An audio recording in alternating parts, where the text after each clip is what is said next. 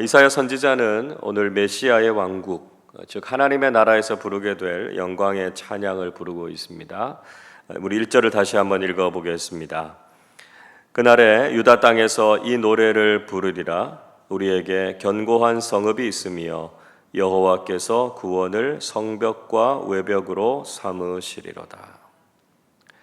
이사야는 그날의 유다 땅에서 이 노래를 부를 것이다, 이렇게 말하고 있습니다. 유다 땅이라고 하는 말은 지리적으로 이스라엘을 의미하는 것이 아니라 새 하늘과 새 땅, 즉 하나님 나라를 상징하고 있습니다. 그곳에는 견고한 성읍이 있을 것이다 이야기하고 있는데요, 이것이 바로 새 하늘과 새 땅에 지어지게 될 새 예루살렘 성을 말하고 있습니다.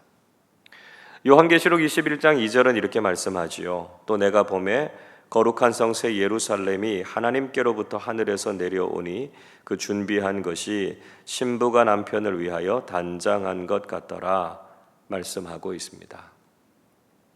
마지막 때에 완성될 새 예루살렘이 바로 이 견고한 성읍이다 말씀하고 있죠.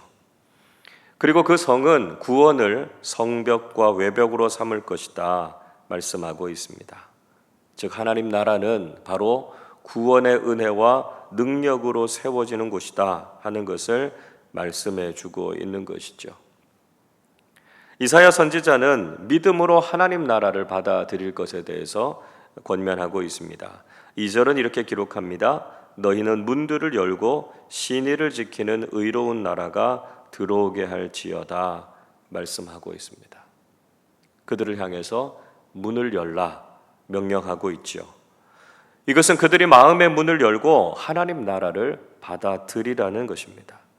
즉 하나님께서 주시는 구원의 은혜를 믿음으로 받아들이는 자에게는 하나님 나라의 영생과 구원이 있을 것이다 하는 것을 말씀하고 있습니다.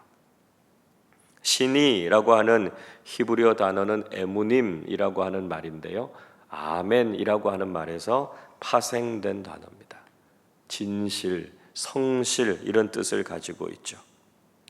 의로운 나라는 인간적인 의가 아니라 하나님께서 행하시는 의가 이루어지는 것이고, 그것을 진실로 받아들이는 자들에게 구원이 임하게 된다는 것을 말씀하고 있습니다. 이사야 선지자는 그들을 향해서 의롭고 영원한 하나님 나라를 믿음으로 받아들이라 이렇게 권면하고 있죠.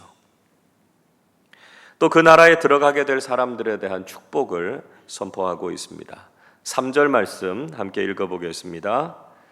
주께서 심지가 견고한 자를 평강하고 평강하도록 지키시리니 이는 그가 주를 신뢰함이니이다. 이사야는 구원을 받아서 하나님의 나라에 들어가게 될 사람들을 가리켜서 심지가 견고한 자 이렇게 표현하고 있습니다. 심지가 견고하다라고 하는 것, 헛된 우상에게 눈을 돌리지 않는다는 것이죠. 그 어떤 상황 속에서도 하나님만 섬기고 어떤 유혹과 시련에도 흔들리지 않는 믿음의 사람들을 말하고 있습니다. 바로 이런 믿음의 사람들에게 평강, 즉 샬롬을 주시겠다 말씀하고 있습니다. 아무리 세상이 혼란하고 그 인생이 위기 가운데 있다 할지라도 하나님께서 그의 삶에 완전한 평강과 평안을 주시겠다 약속하고 있죠. 그런 삶을 살 수 있는 비결이 무엇입니까? 하나님을 믿고 신뢰하기 때문이다 말씀하고 있습니다. 4절 이렇게 말씀합니다. 너희는 여호와를 영원히 신뢰하라. 주 여호와는 영원한 반석이심이로다. 하나님을 신뢰하면 하나님께서 영원한 반석이 되셔서 우리의 삶을 흔들림 없이 지켜주신다는 것이죠. 세상이 아무리 위험하다 할지라도 믿음의 뿌리를 하나님께 깊이 내리면 영원한 반석이 되시는 하나님께서 우리의 삶을 지키시고 인도해 주신다는 것이죠. 그래서 하나님께서 우리에게 참된 평안과 능력을 허락해 주시는 것을 경험하게 된다는 것이죠. 반면에 교만하고 악한 자들은 낮추시고 심판하신다고 말씀합니다. 5절 보시면 하나님께서 높은 데 거주하는 자들은 낮추시고 우뚝 솟은 성은 땅에 엎으시겠다고 말씀하죠. 또 6절에서 하나님께서 그들을 빈궁한 자의 발과 곤핍한 자의 걸음이 되게 하시겠다 말씀합니다. 그들이 아무리 스스로를 높인다 할지라도 그들의 인생은 가난하고 피곤한 인생이 될 수밖에 없다는 것이죠. 그러나 의인의 인생은 하나님께서 지키시고 인도하신다 약속하고 있습니다. 7절 말씀 우리 한 번 더 같이 읽어보겠습니다.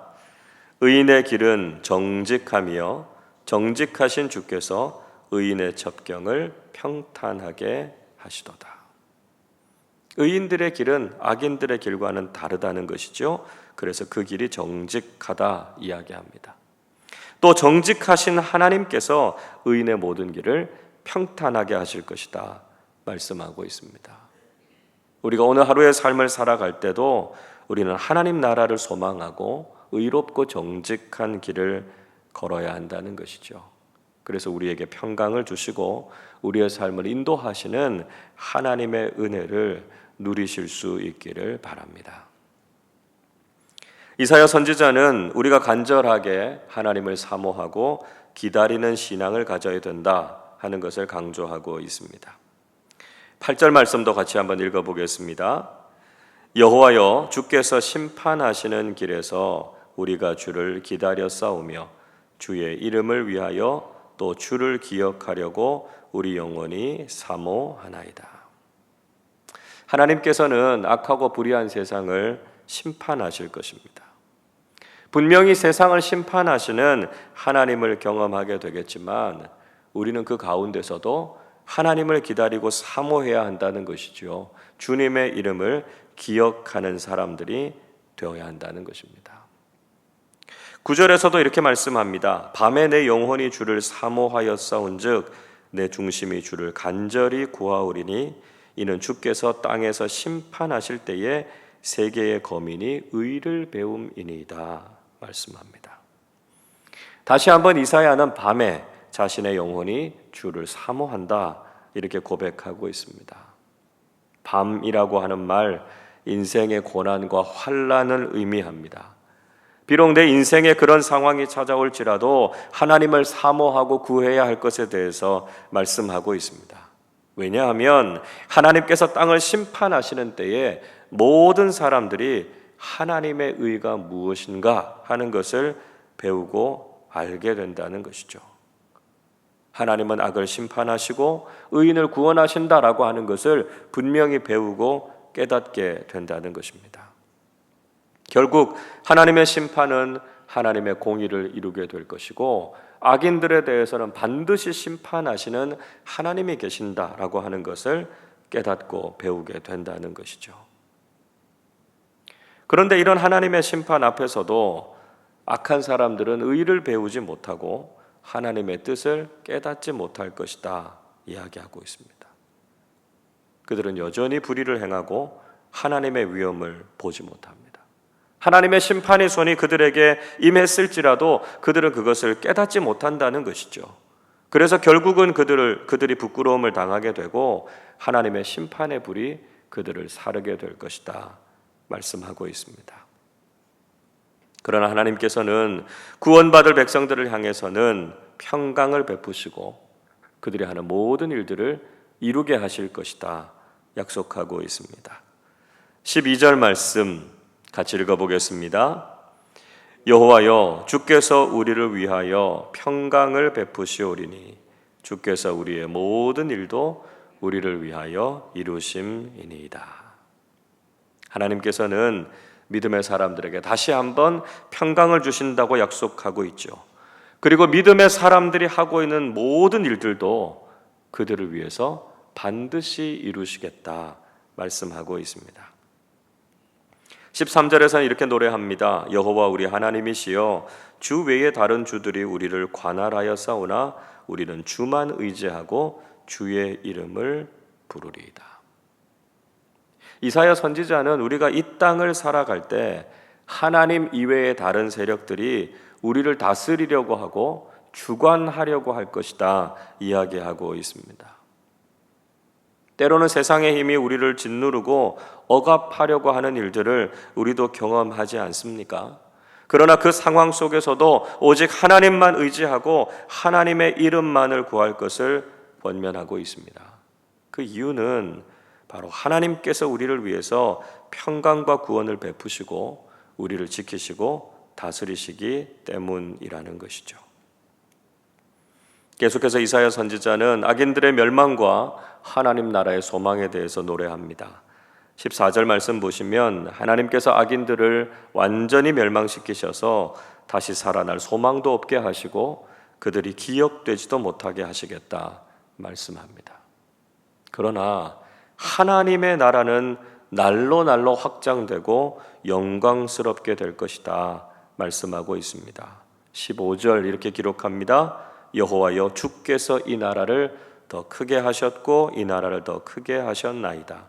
스스로 영광을 얻으시고 이 땅의 모든 경계를 확장하셨나이다. 하나님 나라가 이렇게 확장되어 갈 것이다 라고 하는 것이죠. 세상 속에서 하나님 나라의 소망이 점점 더 커져 간다는 것입니다. 우리의 눈에 보이지는 않지만 하나님께서는 이 땅을 다스리시고 하나님 나라를 확장하고 계신다라고 하는 것을 믿어야 한다는 것이죠. 믿음으로 하나님 나라가 확장되어 가는 것을 바라보는 사람들은 하나님 나라를 전하기 위해서 헌신하게 됩니다. 16절 말씀 보시면 의로운 사람들이 환난 중에도 하나님을 사모하고 징벌의 때에도 하나님께 간절히 기도했다 고백하고 있습니다. 비록 세상에 하나님의 심판이 임하고 믿음의 위기가 닥쳐올지라도 하나님만 의지하고 믿음으로 기도하고 있죠. 동시에 세상을 구원하기 위해서 하나님 나라의 복음을 전하는 일에도 헌신합니다. 이 모습을 출산이 임박한 산모의 모습으로 비유하고 있습니다.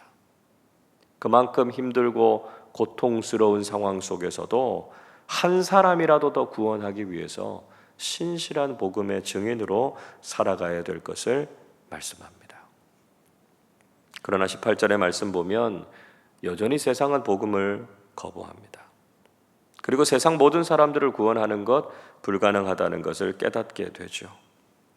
구원은 인간의 힘으로 되는 것이 아닐 뿐만 아니라 하나님께서는 분명히 우리에게 구원의 은혜를 주셨지만 모든 사람들이 다 구원받는 것도 아니기 때문에 그렇습니다. 그래서 우리가 복음을 전하면서 때로는 실패하기도 하고 낙심이 되기도 하지만 우리는 여전히 복음의 증인으로서 우리가 해야 할 사명을 잘 감당해야 한다는 것이죠.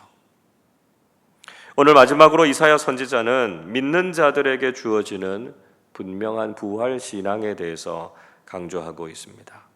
19절 말씀 같이 읽어보겠습니다. 주의 죽은 자들은 살아나고 그들의 시체들은 일어나리이다. 티끌에 누운 자들아 너희는 깨어 노래하라. 주의 이슬은 빛난 이슬이니 땅이 죽은 자들을 내어 놓으리로다. 이 말씀은 구약 성경에 나타난 가장 확실한 부활 사상을 우리에게 이야기하고 있습니다.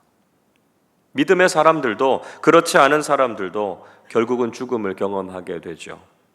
믿지 않는 사람들은 죽음 이후에 완전히 멸망하게 돼서 그 존재도 기억되지 못하겠지만 믿음의 사람들은 하나님 나라에서 반드시 부활하게 된다는 것입니다. 죽은 자가 살아나고 그 시체가 일어나고 땅이 죽은 자를 내놓을 것이다 말씀하고 있죠. 부활을 경험한 사람들은 하나님의 나라에서 새벽 이슬과 같이 하나님을 영광스럽게 찬양할 것이다 말씀하고 있습니다. 여러분, 이것이 우리의 결론이고요, 우리가 분명히 붙잡아야 할 소망입니다. 비록 오늘도 힘겨운 삶을 살아가지만 분명하고 확실한 부활 신앙을 가지고 살아가실 수 있기를 바랍니다.